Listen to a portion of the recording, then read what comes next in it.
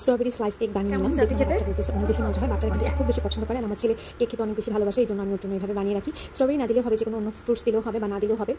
আপনি ফ্রুটস ছাড়াও এরকম সুন্দর একটা পারফেক্ট কেক বানাতে পারবেন। এখানে মাত্র 2টা ডিম ব্যবহার করেছি, মাত্র 2টা ডিম দিয়ে বড় সাইজের একটা স্লাইস কেক আমি বানিয়ে নিয়েছি। তো এখানে আমি ডিমগুলোকে প্রথমে বিট করে নিয়েছি, এখন আমি চিনি অ্যাড করছি প্রায় হাফ কাপের মতো। আমি 3বারে চিনিটা অ্যাড করেছি এবং ভালো করে বিট করে নিয়েছি। চিনিটা অবশ্যই ভালো করে গলিয়ে নিতে হবে। তারপরে হচ্ছে এখানে আমি 1 চামচ মতো তেল দিয়ে দিলাম, যেটা রান্নার তেল আমরা ব্যবহার করি সেটা। এখন বেকিং সোডা দিয়ে দিলাম, বেকিং পাউডার দিয়ে দিলাম হাফ চামচের মতো। তারপরে হচ্ছে 1 চিমটির মতো পরিমাণ লবণ দিয়ে দিলাম। এখন এখানে দিয়ে দিচ্ছি হচ্ছে গুঁড়া দুধ। এই গুঁড়া দুধটা দিলে স্বাদটা অনেক বেশি বাড়ে, তো অবশ্যই চেষ্টা করবেন গুঁড়া দুধটা ব্যবহার করার। তারপরে সব কিছু ব্লেন্ড করে এখন আমি এখানে হাফ কাপ ময়দা দিয়ে আবার একটু ব্লেন্ড করে নিচ্ছি, এই ধরুন 30 সেকেন্ডের মতো। তারপরে হচ্ছে একটা মোল্ডের মধ্যে আমি একটা পেপার আগে থেকে বিছিয়ে নিয়েছিলাম তেল ব্রাশ করে। এখন চকলেট চিপস দিয়ে দিচ্ছি, এটা না থাকলেও চলবে।